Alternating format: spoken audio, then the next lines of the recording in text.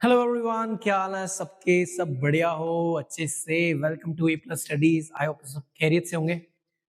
हमने last class में discuss किया था मैथ्स की सिलेबस को, और उसमें हमने देखा था कि क्या क्या सब टॉपिक्स हैं जिनको हमें कवर अप करना है, ठीक है ना। तो ये रहने वाला है हमारा लेक्चर नंबर 1।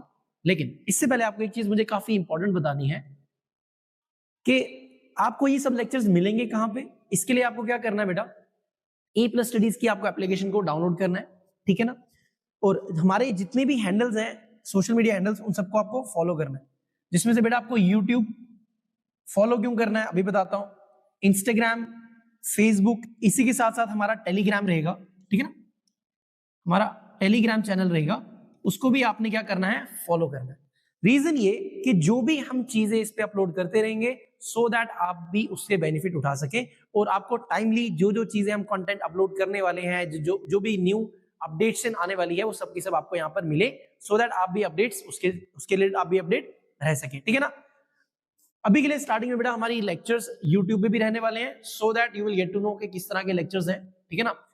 देन फाइनली आपको ये लेक्चर्स आपको कंप्लीट कोर्स जो है वो आपको आपकी ऐप में मिलेगा। बेटा ऐप के लिए आपको करना क्या है, इसको कहां पे डाउनलोड कैसे करना है। सबसे पहले तो बेटा आप अपने गूगल प्ले स्टोर पे जाओगे। प्ले स्टोर में आपको क्या करना है, प्ले स्टोर में आपको बेटा सर्च बार में जाना है। सर्च बार में सर्च करना है ए प्लस स्टडीज, ठीक है ना। ए प्लस स्टडीज नाम से सर्च करोगे तो आपको ना यहाँ पे इस तरह का आपको लोगो मिलेगा, और हमारा यहाँ पे हमारी यहाँ पे एप्लीकेशन मिल जाएगी। इस एप्लीकेशन को बेटा क्या करो, इंस्टॉल करो। इंस्टॉल करने के बाद बेटा इसको ओपन अप करो। ओपन करने के बाद बेटा आपको ना कुछ इस तरह का यूजर इंटरफेस मिलेगा, ठीक है ना। बेटा आपको इस तरह का यूजर इंटरफेस मिल जाएगा, जिसमें आपको क्या करना है, जिसमें आपको यहाँ पर ये आपका 45 डेज का जो जेकेपीएसआई का कोर्स है वो आपको मिल जाएगा। इसको ओपन करो, बाय ऑफ करो, नेक्स्ट पेज आपका इस तरह का खुलेगा। बेटा इसमें क्या करना है आपको, यहाँ पर एक सेकंड मैं पेन चेंज कर लूं। आपको बेटा यहाँ पर ये प्रोमो कोड जरूरी यूज करना है, क्योंकि विदाउट प्रोमो कोड यूज किए ना ये आपको लगभग 1500 का दिख रहा होगा। जैसे ही प्रोमो कोड अप्लाई करोगे ये आपको 750 का कोर्स अवेल हो जाएगा। क्लियर है, समझ आ गया किस तरह से कोर्स परचेज करना है। स्टार्ट करते हैं बेटा आपका फर्स्ट लेक्चर एडवांस मैथमेटिक्स का। बेटा एडवांस मैथमेटिक्स जो आपके सिलेबस में ना मैथमेटिकल एबिलिटी नाम से दिया हुआ है, ठीक है ना। मैंने लास्ट क्लास में सिलेबस में इसको डिस्कस करा हुआ है। तो इसमें बेटा हम फर्स्ट चैप्टर स्टार्ट करें आपका ज्योमेट्री को, ठीक है ना। अब बेटा ज्योमेट्री बेसिकली है क्या, देखो हमारी दिक्कत क्या है कि हम जब भी मैथ को पढ़ने बैठते हैं ना, हम क्या कर देते हैं, बस लाओ क्वेश्चन क्या है, पढ़ना क्या है, वैसे हम पढ़ना स्टार्ट कर देते हैं, ठीक है ना। बेटा आज ना कुछ थोड़ा डिफरेंट तरीके से पढ़ेंगे, ठीक है ना। पहली बात, बहुत बेसिक बेसिक चीजें से मैं स्टार्ट करूंगा, बहुत बेसिक बेसिक चीजें कंप्लीट कराऊंगा, सो दैट आपका ना जो जब भी क्वेश्चन आप रीड आउट करो उसमें जो भी वर्ड्स लिखे हो ना उससे प्रॉब्लम ना हो। एग्जाम्पल के तौर पे बेटा आप जब पॉलिटी पढ़ते हो तो पॉलिटी में आपको कॉन्स्टिट्यूशन पता होना चाहिए क्या चीज है, ठीक है ना। पॉलिटी के जो अपने कोर वर्ड्स होते हैं ना उनके बारे में पता होना जरूरी है। इन सेम वे बेटा ज्योमेट्री पढ़ने के लिए भी जब भी आप उसको क्वेश्चन देखोगे उसमें बहुत सारे वर्ड्स ऐसे आएंगे जिसके बारे में आपको पता ना हो, ठीक है ना। तो आज का लेक्चर हम डे 1 में क्या करने वाले हैं उनको बहुत डिटेल में पढ़ेंगे, समझेंगे, ठीक है ना। फर्स्ट ऑफ ऑल तो बेटा ज्योमेट्री के नाम से शुरू कर देते हैं। ये बेसिकली है क्या बेटा, ये मैथ की वो ब्रांच है जिसमें हम क्या कर देते हैं, उन एलिमेंट्स को पढ़ते हैं, उन एलिमेंट्स को पढ़ते हैं और उन फिगर्स को पढ़ते हैं जिसको हमें अपनी ज्योमेट्री में यूज अप करना है, और बेटा उनकी प्रॉपर्टीज वगैरह को इसमें पढ़ेंगे। Clear, done. अब बेटा इसमें एलिमेंट्स कौन कौन से हैं उनकी बात कर लेते हैं। बेटा एलिमेंट्स में सबसे पहले क्या है, इसमें है पॉइंट। कि व्हाट इज पॉइंट, पॉइंट होता क्या है, ठीक है ना। इसको समझते हैं थोड़ा।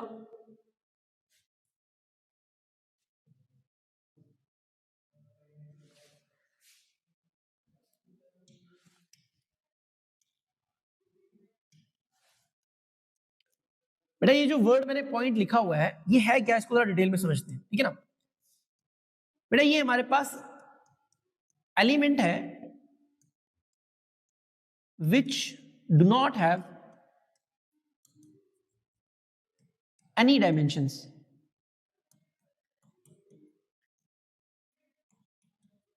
बेटा पॉइंट हमारा ज्योमेट्री का वो एलिमेंट होता है जिसमें कोई भी डायमेंशंस नहीं होते। Clear, done. बेटा ये कितने टाइप्स की होती हैं,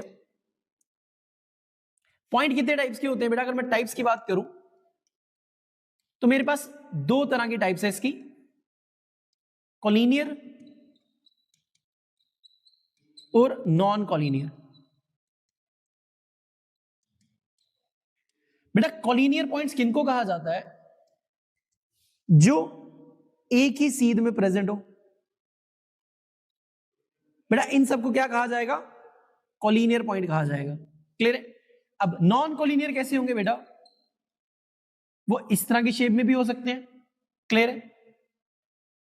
लाइक कहीं भी ना, एक लाइन में ना हो, अलग अलग जगह पे प्रेजेंट हो। तो ये कौन से होते हैं बेटा? ये होते हैं मेरे पास नॉन कॉलिनियर पॉइंट्स। क्लियर? बहुत बेसिक सी चीज है, स्टार्ट कर रहे हैं, आहिस्ता से सारी चीजें आपको क्लियर अप होती जाएंगी। नाउ बेटा इस पॉइंट के बाद हमारे पास नेक्स्ट जो टर्म आती है उसका नाम क्या है? यह लाइन। कि लाइन है क्या? ठीक है ना, कि लाइन जो हम भी वर्ड बोलते हैं, लाइन है क्या? बेटा लाइन एक ऐसा एलिमेंट है ज्योमेट्री का, element which have only one dimension. बेटा ये हमारी ज्योमेट्री का वो एलिमेंट है जिसकी सिर्फ क्या होगी? एक ही डायमेंशन होगी। दूसरा पॉइंट क्या बेटा इसमें? कि ये एक्सटेंड कर जाती है बोथ साइड पे। ठीक है ना, only have length no breadth. बेटा इसमें कोई भी ब्रेड्थ नहीं होती। तीसरी चीज, form by joining collinear points. बेटा जो हमने अभी पीछे पढ़ा टाइप ऑफ पॉइंट्स, हमने कोलिनियर पॉइंट्स पढ़ा, उन कोलिनियर पॉइंट्स को ज्वाइन करने से ये लाइन बनती है। क्लियर है?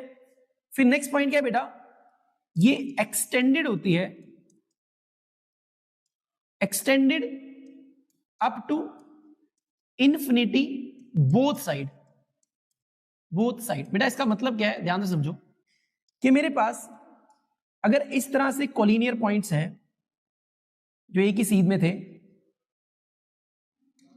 इन्हीं को ही ज्वाइन करने से क्या बन जाती है? मेरे पास ये लाइन बन जाती है। ठीक ना, एक एक कोलिनियर पॉइंट, एक एक कोलिनियर पॉइंट, ये कोलिनियर पॉइंट, ये कोलिनियर पॉइंट, इनको ज्वाइन करने से ये लाइन बनी। क्लियर है? अब बेटा इस लाइन की खास बात क्या है? ये दोनों एंड से ना कॉन्टिन्यूअस बढ़ती जाती है, बढ़ती जाती है, कोई भी अंत नहीं होता बेटा, इनफिनाइट तक होती है। समझ आ गया? इसका कोई भी एंड नहीं है। No breadth form by joining extend up to infinity. ठीक है ना, बोथ एंड पे इनफिनाइट तक होती है। फिर इसके बाद नेक्स्ट जो टर्म है वो क्या है? हमारे पास नेक्स्ट टर्म है रे। कि हमारे पास रे क्या होता है? ठीक है ना, रे को समझो बेटा। रे को मैं यहां पे समझा रहा हूं बेटा। ये हमारे पास एलिमेंट है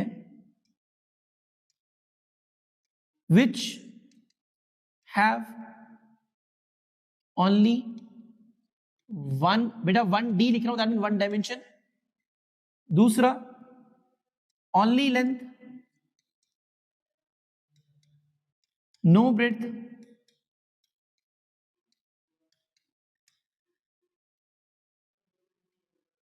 अब बेटा जैसे हमारे पास लाइन में था found by joining collinear points, रे क्या होता है बेटा? रे स्टार्ट फ्रॉम, बेटा एक चीज लिख लेना, I extend up to infinity no end points, have no end points. कि इसमें बेटा कोई भी एंड पॉइंट नहीं होता, लाइन में कोई भी हमारा एंड पॉइंट नहीं होता।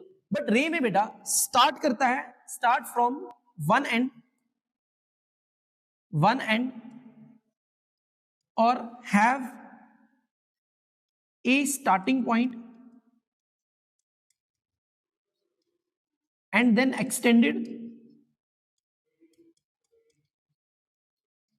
up to infinity in one direction.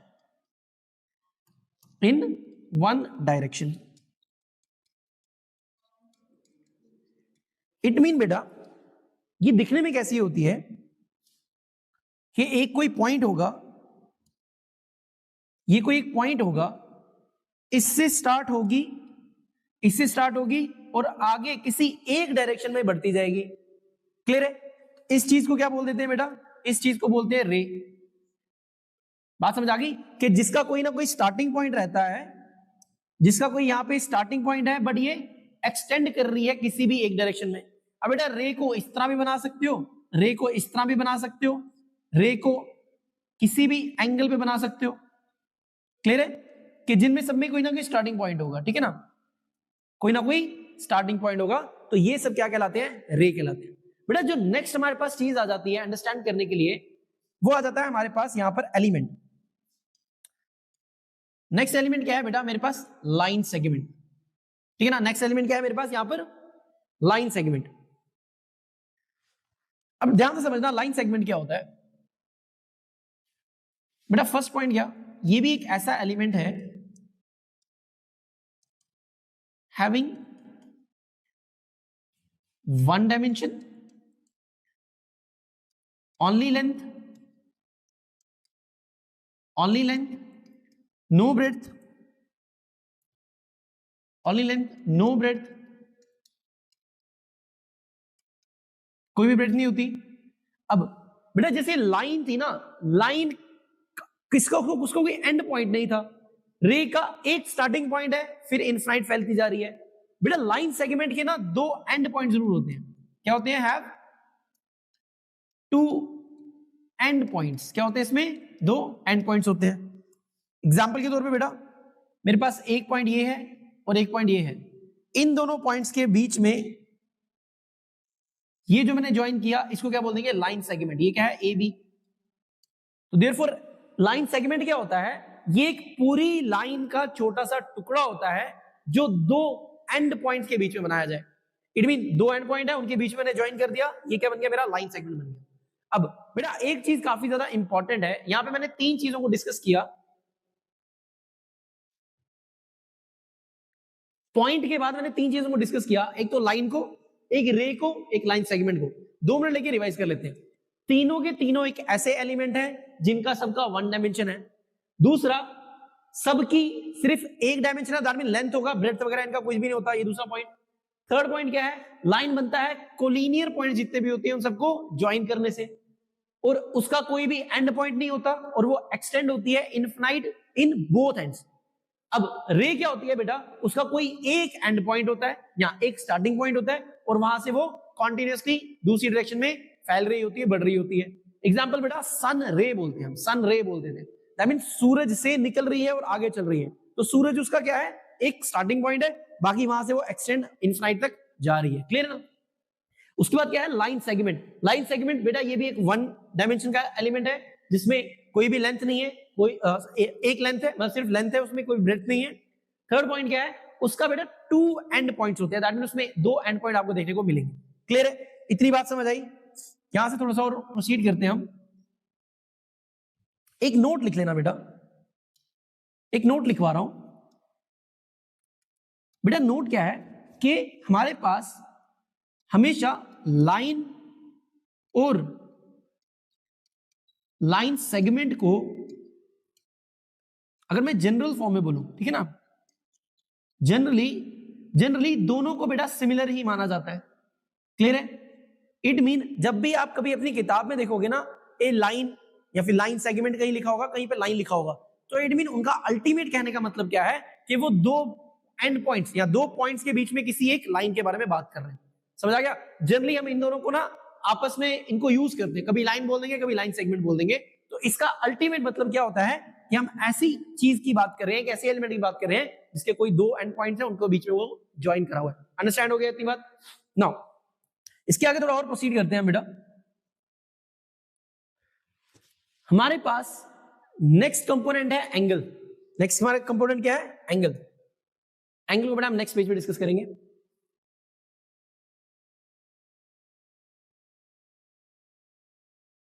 हमारा नेक्स्ट कंपोनेंट है बेटा एंगल। बेटा एंगल से पहले हम एक और चीज को डिस्कस कर लेते हैं, टाइप ऑफ लाइंस को। ठीक है ना? अब बेटा टाइप ऑफ लाइंस मेरे पास कितनी तरह की होती है, ध्यान से समझना।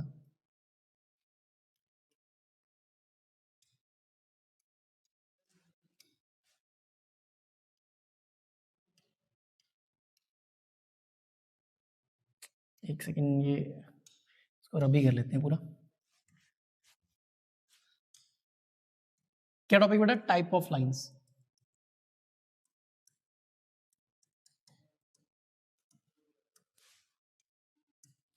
बेटा लाइंस मेरे पास नंबर 1 हमारे पास पहली टाइप में बात करूं पैरेलल लाइंस।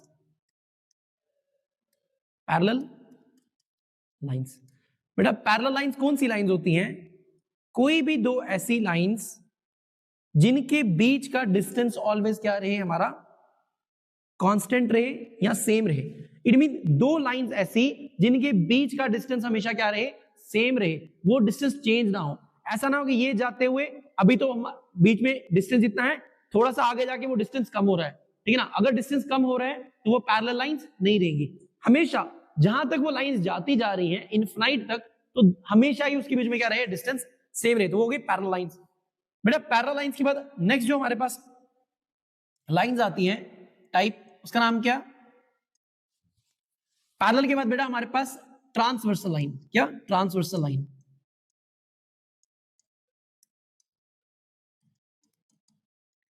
बेटा ट्रांसवर्सल लाइंस कैसी लाइंस होती हैं?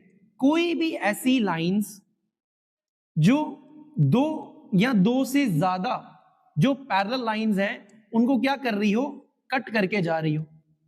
एग्जाम्पल, ये मेरे पास कोई लाइन है, इसका नाम क्या है, ए बी, और ये कोई लाइन है सी डी,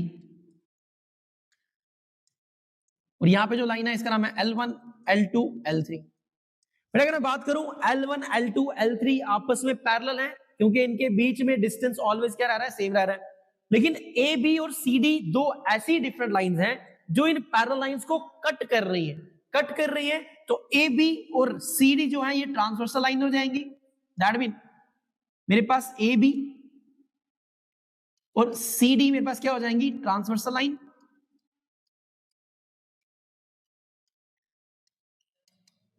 और L1 पैरेलल होगी L2 के और वो पैरेलल होगी L3 के। बेटा पैरेलल लाइन को बनाने का सिंबल इस तरह से रहता है, ठीक है ना, दो स्ट्रेट लाइन डाल देते हैं, इसको पैरेलल बोल देते हैं। I hope so transversal line भी समझ आया होगा। बेटा इसके नेक्स्ट टाइप की अगर मैं बात कर लूं, नेक्स्ट टाइप की बात कर लेता हूं, हमारे पास होती हैं परपेंडिकुलर लाइंस। क्या? Perpendicular lines. बेटा इससे पहले एक और चीज को मैं डिस्कस कर लेता हूं।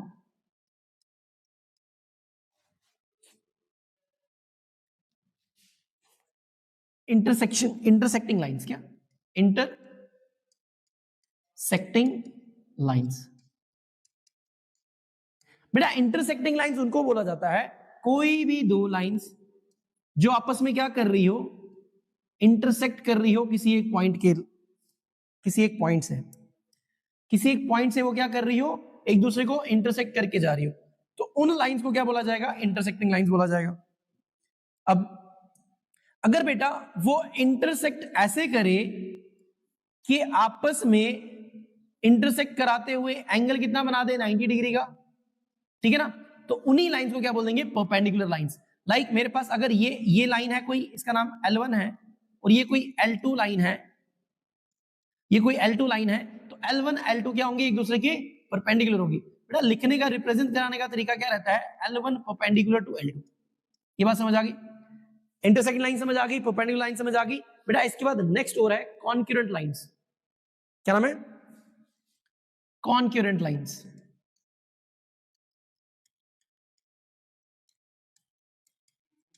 बेटा कॉन्करेंट लाइंस क्या होंगी, अगर बहुत सारी लाइंस क्या करे, किसी एक पॉइंट से ही गुजरती हुई निकल जाए। आई मीन ये कोई पॉइंट था, यहां से ये वाली लाइन भी निकल गई, ये वाली लाइन भी यहां से निकल गई, ये वाली लाइन भी यहां से निकल गई, ये वाली लाइन भी यहां से निकल गई, ये बहुत सारी लाइन किसी एक सिंगल पॉइंट से निकल रही है, तो ये क्या होंगी, सबकी सब एक दूसरे के कॉन्करेंट लाइंस होंगी। आई होप सो बेटा इतनी चीजें आपको अंडरस्टैंड हो गई होंगी अभी तक। टाइप ऑफ लाइंस भी आपको पता चल गया होगा, क्लियर है? टाइप ऑफ लाइंस वाला भी टॉपिक क्लियर हो गया होगा। इसके बाद बेटा नेक्स्ट चीज क्या है हमारे पास, एंगल्स। नेक्स्ट टॉपिक क्या है हमारे पास, एंगल्स।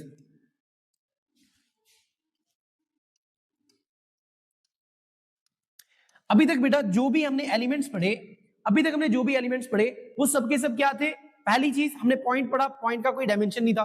फिर हम आगे लाइन के ऊपर, लाइन, रे और लाइन सेगमेंट, इन सब का क्या था बेटा, 1 डायमेंशन था। अब आगे हम किसमें, 2 डायमेंशन पे। इट मीन एंगल बेसिकली पहले है क्या, एंगल बेसिकली है क्या, ये एलिमेंट है, एलिमेंट ऑफ ज्योमेट्री,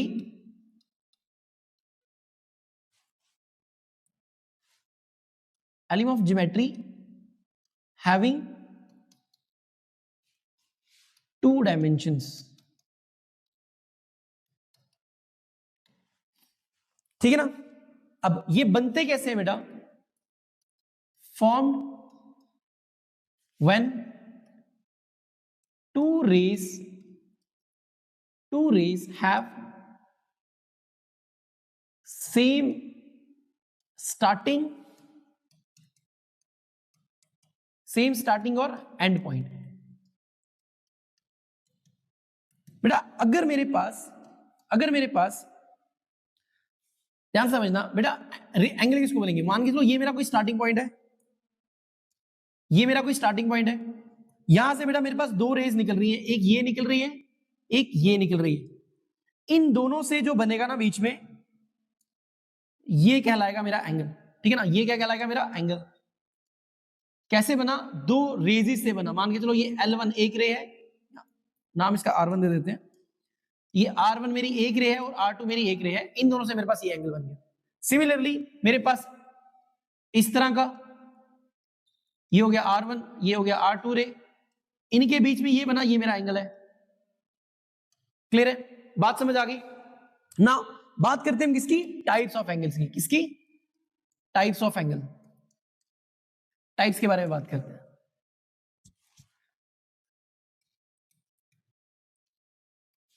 बेटा मेरे पास एंगल्स के कितने टाइप होते हैं, इनको ध्यान से समझना।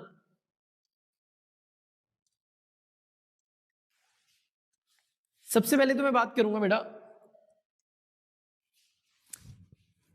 एक होता है हमारे पास एक्यूट एंगल,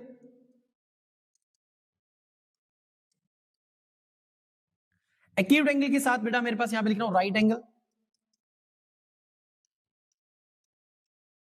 और लिख रहा हूं ऑब्ट्यूज एंगल।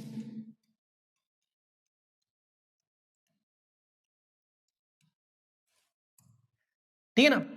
बेटा एक्यूट एंगल कौन से एंगल होते हैं, वो एंगल जो 90 डिग्री से कम होते हैं। दैट मीन 2 रेज दी हुई हैं, उनसे जुड़ के मेरे पास एक एंगल बन गया। अगर उस एंगल की वैल्यू 90 डिग्री से कम होगी तो वो क्या कहलाएगा, एक्यूट एंगल कहलाएगा। बेटा इसको याद रखने के लिए आप ऐसे समझ सकते हो, इसमें बेटा क्यूट वर्ड आ रहा है।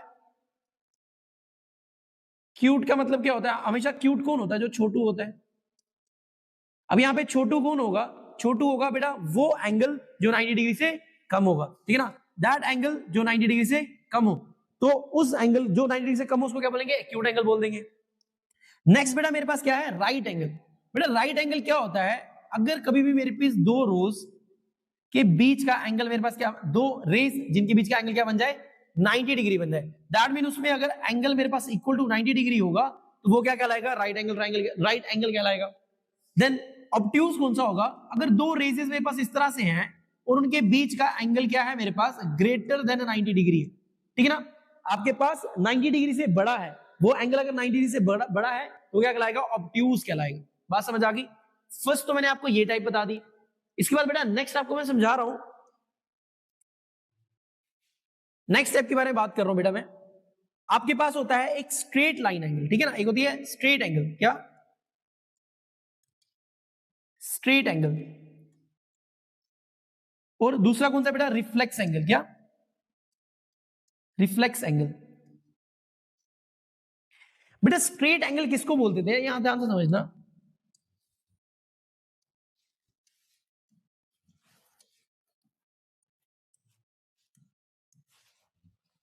बेटा स्ट्रेट एंगल उसको बोल देते हैं जिसमें आपके पास जो 2 रेजेस हैं, उन दोनों के बीच में एंगल कितना हो जाए बेटा, अगर 180 डिग्री का हो जाए। बेटा अगर 2 रेजेस के बीच में एंगल 180 डिग्री है तो वो क्या बनाएगा, स्ट्रेट एंगल बना देगा। ठीक है ना। अब रिफ्लेक्स एंगल कौन सा होता है, इसको समझो। बेटा रिफ्लेक्स एंगल कौन सा होता है कि अगर मेरे पास 2 एंगल्स दो रेजेस हैं और उसके बीच में एक एंगल इस तरह से बना हुआ है, क्लियर है? मान के चलो इस एंगल का नाम क्या दे रहा हूं, अल्फा नाम दे रहा हूं, ठीक है ना?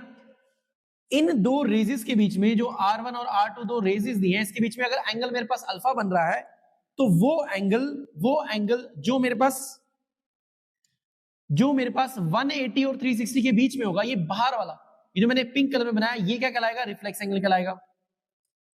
ये कहलाएगा रिफ्लेक्स एंगल कहलाएगा। तो रिफ्लेक्स एंगल क्या होता है? वो एंगल जो 180 डिग्री और 360 डिग्री के बीच में बनता है, क्लियर है?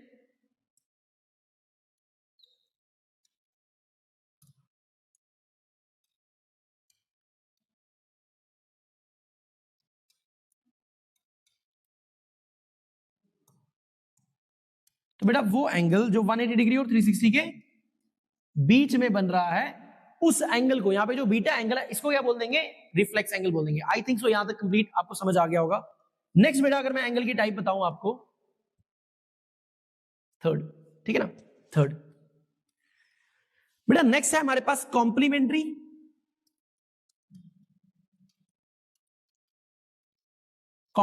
एंगल, और इसी के साथ कौन सा है? Supplementary angle. क्या? Supplementary angle. इसी के नीचे लिख देते हैं सप्लीमेंट्री एंगल। इसको ध्यान से समझना बेटा।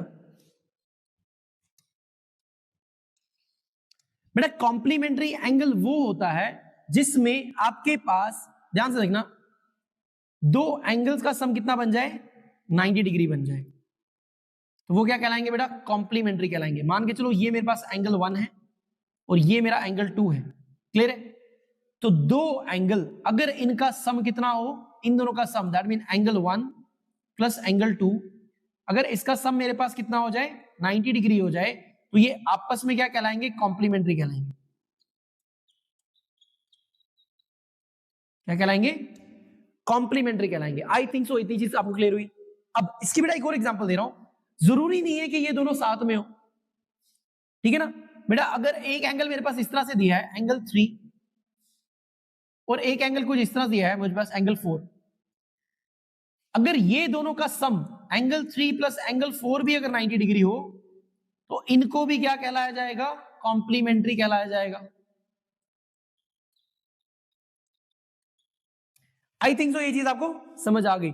इट मीन ये साथ भी हो सकते हैं और अलग भी हो सकते हैं, बट कोई भी दो एंगल, चाहे वो साथ में हो या अलग हो, अगर उनका सम 90 डिग्री आ रहा है तो वो कॉम्प्लीमेंट्री कहलाएंगे, क्लियर है? अब सप्लीमेंट्री को समझना बेटा। सप्लीमेंट्री कौन से एंगल्स होते हैं? सप्लीमेंट्री कौन से एंगल्स होते हैं? कोई भी दो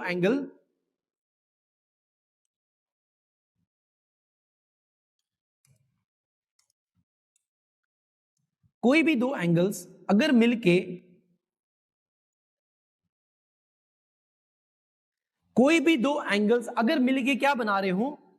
180 डिग्री बना रहे हो। कितना बना रहे हो? 180 डिग्री बना रहे हो, तो वो दोनों के दोनों एंगल्स क्या कहलाएंगे? वो दोनों एंगल्स क्या कहलाएंगे? सप्लीमेंट्री कहलाएंगे। सप्लीमेंट्री कहलाएंगे। अब इसमें भी ये वाली कंडीशन फॉलो होती है, जरूरी नहीं है कि वो दोनों के दोनों एंगल्स क्या हो? इकट्ठे हो, एक साथ हो, वो सेपरेट भी हो सकते हैं, क्लियर है ना? वो सेपरेट भी हो सकते हैं। मान के चलो एक एंगल ये हो गया मेरे पास, लाइक फॉर एग्जांपल इसका 3 ना दे दूं, इसका नाम 4 दे दूं।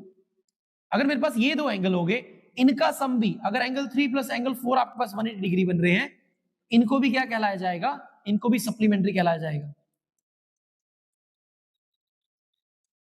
आई होप सो ये चीज आपको अंडरस्टैंड होगी। अब बेटा दिक्कत कहां आती है? मोस्ट ऑफ द लोगों को ना जब भी पढ़ने बैठते हैं ना, सप्लीमेंट्री और कॉम्प्लीमेंट्री में ना अंडरस्टैंड करने में दिक्कत आती है कि किसका सम 180 डिग्री होगा, किसका सम 90 डिग्री होगा। समझ आ गई? इसको याद रखने के लिए एक ट्रिक मैं बता रहा हूं, ध्यान से समझना बेटा। यहां पे साइड पे समझा रहा हूं, क्लियर है? यहां पे लिख रहा हूं, नोट लिख रहा हूं, ठीक है ना? नोट में समझा रहा हूं। नंबर 1 बेटा, कॉम्प्लीमेंट्री में ना, कॉम्प्लीमेंट्री में अगर सिर्फ इतने वर्ड को लोगे, इतने को CO ले लो बेटा, इसको अगर मैं इस तरह से जोड़ दूं ना, ये 90 डिग्री बना रहा है, तो दैट मीन कॉम्प्लीमेंट्री एंगल वाले कौन से होंगे?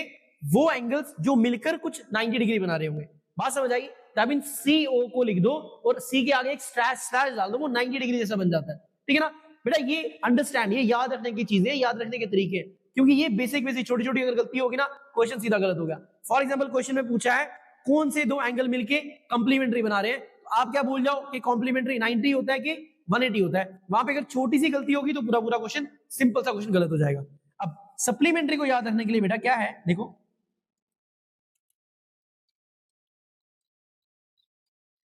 बेटा सप्लीमेंट्री को याद रखने के लिए अगर इसके दो वर्ड्स ले लो, ये क्या लिखे हैं, एस और यू लिखा है। क्या लिखा है इसमें बेटा, इसमें एस और यू लिखा हुआ है। बेटा अगर मैं एस को ऐसे ज्वाइन कर दूं, इसको ऐसे कर दूं और इसके आगे 1 लगा दूं, कुछ 180 जैसा बन रहा है क्या? तो दैट मीन सप्लीमेंट्री एंगल्स वो होंगे जो आपस में जुड़कर मिलकर क्या बना रहे होंगे, 180 डिग्री बना रहे होंगे। बेटा ये बेसिकली एक ना छोटी सी मैं बोल दूं कि हिंट्स है कि आपको पेपर में कभी इससे दिमाग से निकले ना, और इतना मैं 110% गारंटी से बोलता हूं कि अगर इस तरह से दिमाग में रखोगे ना, कभी आपको ये चीज भूलेगी नहीं। बात समझ आ गई? डन। अभी तक बेटा हमने कौन कौन सी टाइप्स कर ली, एक बार इसको गो थ्रू कर लेते हैं।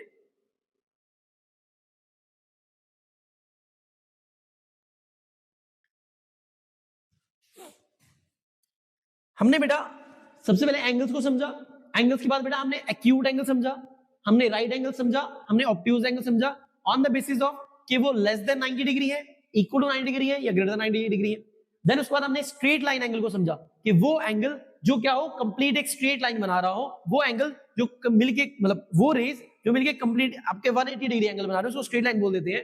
रिफ्लेक्स एंगल कौन सा हो गया कि जो 180 और 360 के बीच में है। लाइक अगर मेरे पास इस तरह से एंगल दिया हुआ है, लाइक फॉर एग्जांपल मेरे पास अगर इस तरह से दिया हुआ है, अल्फा के अलावा जो बाहर वाला होगा ना, ये बाहर वाला, ये जो बड़ा वाला एंगल, इसको क्या कहलाएगा, रिफ्लेक्स एंगल कहलाएगा। ठीक है ना। एग्जांपल के तौर पे मान के चलता हूं, एग्जांपल के तौर पे बेटा अगर आपको मैं एक क्वेश्चन दे दूं कि मेरे पास कोई अल्फा एंगल है, उसकी वैल्यू है बेटा कितनी, 45, तो बताओ इसका रिफ्लेक्स एंगल कितना होगा। तो बेटा इसका रिफ्लेक्स एंगल कैसे निकालेंगे, 360 माइनस 45। क्लियर है? 360 माइनस 45 बेटा कितना हो जाएगा आपके पास, 315। क्लियर है? 315 क्या कहलाएगा, इसका रिफ्लेक्स एंगल कहलाएगा। ये बात समझ आ गई? क्लियर? डन।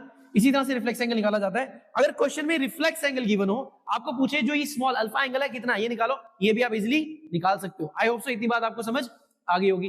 देन इसके बाद हमने क्या पढ़ा, हमने कॉम्प्लीमेंट्री और सप्लीमेंट्री एंगल को पढ़ा, और हमने ये देखा कि किस तरह से, जरूरी नहीं है कि वो दोनों साथ में हो या अलग हो, ठीक है ना। अगर उन दोनों का सम मिलके 90 डिग्री बना रहा है तो वो कॉम्प्लीमेंट्री होंगे, चाहे वो साथ में हो तब भी चलेगा, नहीं हो फिर भी चलेगा। सप्लीमेंट्री में क्या हो, दो एंगल मिलके 180 डिग्री बना रहे हो, आप बोलोगे सर इसको स्ट्रेट लाइन एंगल भी तो बोल सकते हैं। बेटा स्ट्रेट लाइन में आपके पास दो रेस के बीच में एंगल, उसमें दो एंगल्स की मैंने बात ही नहीं करी, उसमें दो रेस हो और उनके बीच में ओवरऑल टोटल एंगल 180 डिग्री बन रहा हो, इसमें दो सेपरेट एंगल्स की मैंने बात कर रहा हूं, ठीक है ना। अगर दो एंगल्स मिलके 180 डिग्री बना रहे हो तो सप्लीमेंट्री, अगर वो दोनों सेपरेट हो फिर भी बना रहे हो तब भी वो 180 डिग्री, मतलब तभी वो सप्लीमेंट्री कहलाएंगे अगर वो 180 डिग्री बना रहे हैं। बेटा इसके अलावा अगर मैं और टाइप के बारे में बात करूं,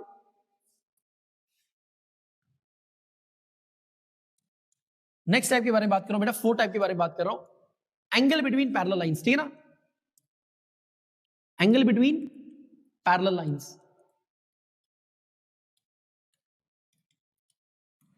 बेटा मान के चलो कि मेरे पास एक ये लाइन है, दूसरी एक ये लाइन है। बेटा इनके बीच में एक ट्रांसवर्सल लाइन है। अब मैं जो बोल रहा हूं ना आपको समझ आ रहा होगा। What is transversal line? एक ऐसी लाइन जो दो पैरेलल लाइंस को कट करती है। इट मीन अगर L1 L2 मेरे पास क्या है, पैरेलल है, तो A और B मेरे पास क्या है, यहां पर एक ट्रांसवर्सल लाइन है। इतनी बात समझ आ गई। अब बेटा इनके बीच में अगर मैं एंगल यहां पे गिनाऊं, मेरे पास एक एंगल आ गया 1, एक आ गया 2, यहां पे आ गया 3 और यहां पे आ गया मेरे पास 4, यहां पे आ गया मेरे पास 5, यहां पे आ गया 6, 7 और 8। बेटा अगर मैं यहां पे बात करूं, जो मेरे पास एंगल 1 और एंगल 3 है, कौन सा एंगल 1, यहां बता देता हूं, angle 1 3, angle 1 3, similarly angle 5 7, angle 5 7, similarly angle 2 और 4, 2 और 4, सिमिलरली एंगल 6 और 8, 6 और 8। बेटा ये कौन से एंगल होते हैं? ये होते हैं वर्टिकली ऑपोजिट एंगल्स। क्या होते हैं ये होते हैं वर्टिकली ऑपोजिट एंगल्स। बेटा इतनी बात समझ आ गई। ये क्या होंगे? वर्टिकली ऑपोजिट एंगल्स होंगे। नाउ इसके बाद अगर मैं बात कर लूं बेटा मेरे पास एंगल 1 और angle 5, angle 1 angle 5, similarly angle 4 और एंगल 8, एंगल 4 और एंगल 8, सिमिलरली एंगल 2 और एंगल 6, एंगल 2 एंगल 6 और एंगल 3 और एंगल 7, एंगल 3 और एंगल 7। बेटा ये क्या कहलाएंगे आपस में कॉरस्पॉन्डिंग एंगल्स, कॉरस्पॉन्डिंग एंगल्स। इतनी बात समझ आ गई। नाउ अब नेक्स्ट बेटा आपके पास कौन से एंगल्स होते हैं ध्यान समझना। मेरे पास एंगल 3 और एंगल 5, ठीक है ना, यहां पे लिखवा रहा हूं एंगल 3 और एंगल 5, दैट मीन एंगल ये वाला और ये वाला। सिमिलरली एंगल 4 और एंगल 6, एंगल 4 और एंगल 6। सिमिलरली आपके पास डन। बेटा ये क्या कहलाएंगे, ये कहलाएंगे इंटीरियर अल्टरनेट एंगल्स। क्या कहलाएंगे? Interior alternate angles. इतनी बात समझ आ गई। तो ये आपको वर्टिकली ऑपोजिट एंगल्स अच्छे से समझ आ गए, सप्लीमेंट्री एंगल समझ आ गए अच्छे से। नाउ अब बेटा अल्टरनेट एंगल्स मैंने क्या बताया आपको 3, 5। बेटा 3, 5 अल्टरनेट एंगल पहले बेटा बनते कहां पे हैं, जहां पर भी ना आपको Z दिखा हुआ मिल जाए, Z दिखा हुआ मिल जाए, जो उसके एंगल्स आ जाते हैं ना, जो कॉर्नर्स आ जाते हैं, उन्हीं को अल्टरनेट इंटीरियर उनको अल्टरनेट एंगल्स बोल सकते हैं। अब बेटा यहाँ पे ये अल्टरनेट इंटीरियर एंगल है, दैट मीन ये अंदर वाली तरफ से है, तो ये 3 और मेरे पास 5 क्या है आपस में अल्टरनेट इंटीरियर एंगल है। इन सेम वे 4 और 5 बेटा इसमें अगर मैं बात करूं इसको इस तरह से Z बना सकते हो ना, उल्टा वाला देखो ध्यान से, इस तरह से बना सकते हो। इसका ये 4 बन गया और ये वाला 6 बन गया, तो 4 और 6 भी आपस में अल्टरनेट इंटीरियर एंगल्स है, ठीक है ना। इंटीरियर क्यों? क्योंकि ये Z के अंदर वाले एंगल में बन रहे हैं, तो इंटीरियर। अगर एक्सटीरियर की बात करूं बेटा मेरे पास 1 और 7 आपके पास एक्सटीरियर बन जाएंगे, और मेरे पास 2 और 8 भी इसमें एक्सटीरियर अल्टरनेट एंगल्स बन जाएंगे। आई होप सो बेटा यहां तक पूरा का पूरा आपको बेसिक जितना भी था वो सारा समझ आया होगा। हमने जितने एलिमेंट्स थे उनको डिस्कस किया। हमने सबसे पहले पॉइंट को डिस्कस किया, देन उसके बाद हमने लाइन को डिस्कस किया, रे को डिस्कस किया, लाइन सेगमेंट को डिस्कस किया। देन उसके बाद हमने बोला आपके पास एक नया एक और एलिमेंट है जिसका नाम है एंगल। अभी तक हमने पॉइंट को जब डिस्कस किया था वो 0 डायमेंशन, फिर उसके बाद लाइन, रे और लाइन सेगमेंट 1 डायमेंशन, देन उसके बाद एंगल आ गया 2 डायमेंशन, ठीक है ना। एंगल कैसे बनता है? दो रेजेस के, जब भी दो रेस किसी एक सिंगल पॉइंट से स्टार्ट हो रहे हो या किसी सिंगल पॉइंट पे जाकर मीट कर रहे हो, वहां पे क्या बन जाता है? आपको एंगल बन जाता है, ठीक है ना। इतनी हमने बात करी। देन बेटा हमने टाइप ऑफ एंगल्स को डिस्कस करा, और ये जो टाइप ऑफ एंगल्स हैं बहुत ज्यादा इंपॉर्टेंट है। और इसमें बेटा प्रॉब्लम कहां पे आती है? एक जगह सप्लीमेंट्री और कंप्लीमेंट्री को अंडरस्टैंड करने में। कंप्लीमेंट्री कौन से होते हैं? जिनका सम 90 डिग्री होता है। सप्लीमेंट्री कौन से होते हैं? जिनका सम आपके पास 180 डिग्री होता है। अब प्रॉब्लम क्या आती है कि आपके पास कभी इनके ना नाम में कंफ्यूजन आती है, तो उसके लिए मैंने आपको ट्रिक जो है वो बता दिया। कॉम्प्लीमेंट्री में सी के आगे 1 जोड़ दो, वो 90 बन जाएगा। सप्लीमेंट्री में एस यू है, यू को ओ बना दो, मतलब लाइक वो 180 डिग्री बन जाता है। आई होप सो ये सब चीजें आपको अच्छे से समझ आई होंगी। नेक्स्ट क्या शुरू करेंगे हम? उसमें हम टाइप्स ऑफ मतलब प्रॉपर्टीज ऑफ एंगल्स करेंगे, और उसके आगे फिर फर्दर प्रोसीड करेंगे। आई होप सो लेक्चर अच्छे से समझ आया होगा। अगर लेक्चर समझ आया तो आपको क्या करना है? फर्स्ट ऑफ ऑल तो आपको ये जो एप्लीकेशन है इसको डाउनलोड करना है। एप्लीकेशन का लिंक वगैरह कहां पे है मैं एक बार दोबारा से आपको बता देता हूं। एप्लीकेशन के लिए क्या करना है? डाउनलोड के लिए बेटा आपको सबसे पहले तो जाना है अपने प्ले स्टोर पे। प्ले स्टोर पे सर्च करना है, सर्च में A+ स्टडीज लिखना है बेटा, लेकिन स्पेस देके लिखना, ये इंपॉर्टेंट है। ए फिर स्पेस देके प्लस, देन स्पेस देके स्टडीज, सो दैट आपके पास नेक्स्ट पेज कुछ इस तरह का खुलेगा जिसमें A+ स्टडीज आपको यहाँ नीचे दिखेगा। देन उसको डाउनलोड करो। डाउनलोड करने के बाद बेटा आपने क्या करना है? उसको ओपन करना है। ओपन अप करने के बाद बेटा आपको इस तरह का यूजर इंटरफेस वहां पे दिख जाएगा, जिसमें आपको कोर्स को अवेल कर लोगे। आप इस पे ऐप पे क्लिक करोगे, बेटा आपको स्टार्टिंग में ना 1490 दिखा रहा होगा, डरने की जरूरत नहीं है। जैसे इसको ओपन अप करोगे नेक्स्ट पेज खुलेगा, उसमें आपको बेटा प्रोमो कोड यूज करना है। ये जरूरी यूज करना, ठीक है ना, ये बहुत ज्यादा इंपॉर्टेंट है। ये यूज करोगे आपको 50% डिस्काउंट मिलेगा। प्रोमो कोड आपका क्या है? IMPSI, ठीक है ना, IMPSI। हमने प्रोमो कोड भी ऐसा रखा है कि आपको ये गर्व आना चाहिए कि मैं भी PSI बनना चाहता हूं। देन ये लगाओगे आपको 50% का डिस्काउंट मिलेगा, तो आपको ये कोर्स बेटा 750 में मिलेगा। आई होप सो आप इस लेक्चर्स को एंजॉय कर रहे हो, बाकी सब टीचर्स की भी लेक्चर्स को एंजॉय कर रहे हो। मिलते हैं नेक्स्ट क्लास में। Till then take care, bye bye and सलाम।